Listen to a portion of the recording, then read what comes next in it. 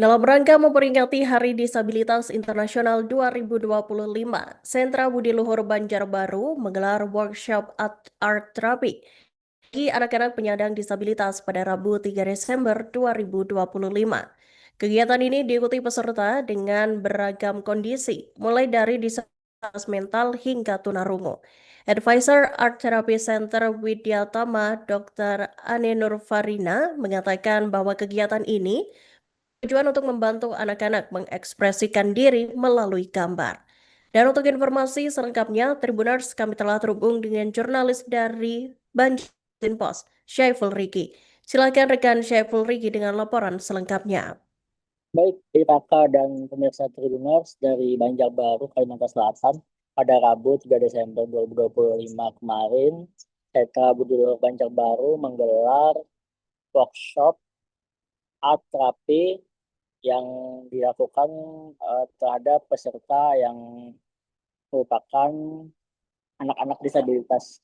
Kegiatan ini dalam rangka Hari Disabilitas Internasional 2025. Kegiatan ini diikuti anak-anak disabilitas dari disabilitas mental hingga tunarungu.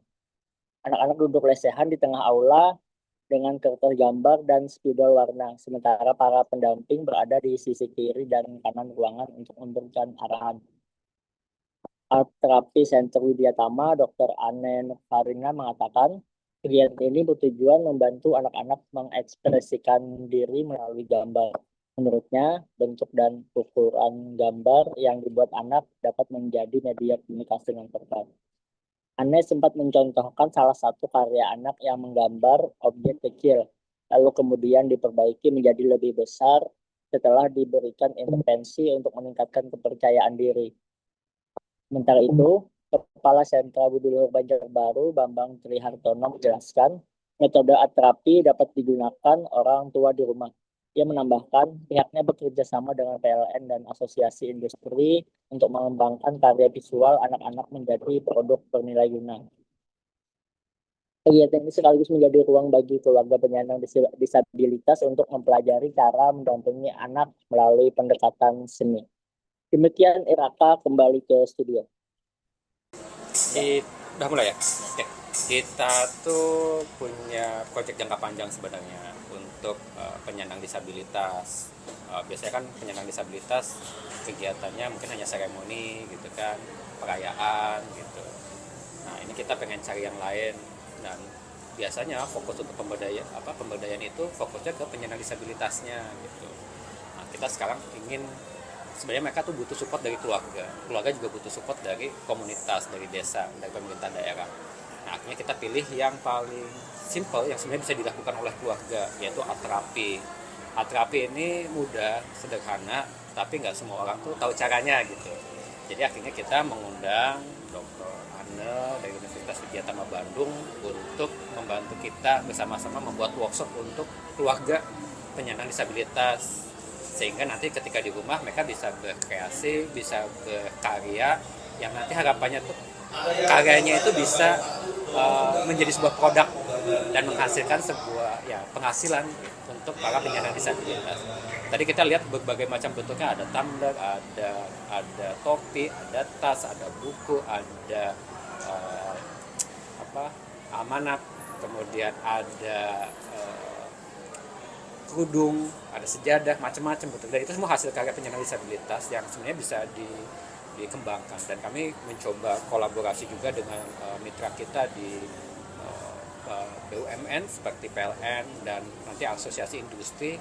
Jadi nanti bisa menghubungkan hasil karyanya para penyandang disabilitas dan keluarga ini bisa untuk halayak umum bisa diakses seperti itu. Kemudian yang fisik ya, sensori, tadi ada yang tuling juga, untuk memahami bahwa di dalam diri mereka itu ada potensi yang kuat yang berhubungan dengan sensitivitas terhadap seni.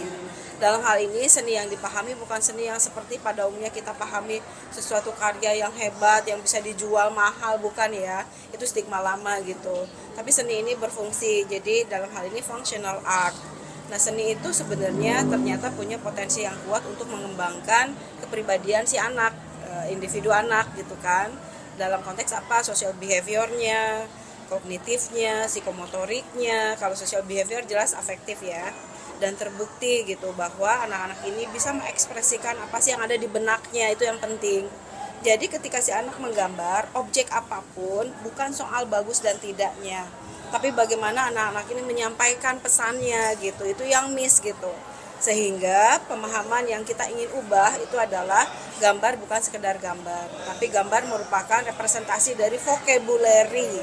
Ya kalau kita belajar bahasa kan vocab ya, tambah banyak vocabulary-nya maka semakin dia punya kemampuan untuk ngobrol.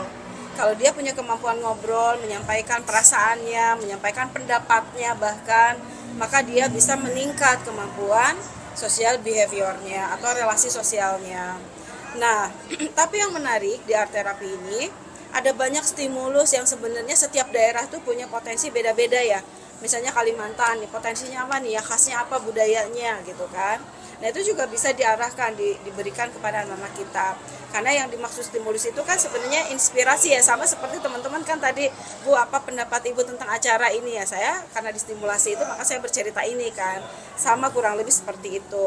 Nah yang menarik, hasil gambar ini, satu berfungsi sebagai media komunikasi, dua sebagai juga fungsi sebagai aset visual.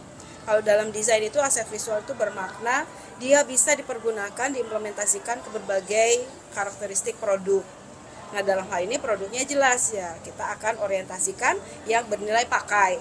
Nah hari ini anak-anak kita akan membuat gambar yang nanti akan di-print, diberi warna, terus kemudian diimplementasikan ke berbagai produk seperti topi, terus kemudian kaos dan tumbler. Nah dalam hal ini saya juga senang karena orang tuanya benar, itu komposisinya bagus tuh. Orang tua melihat apa yang terjadi.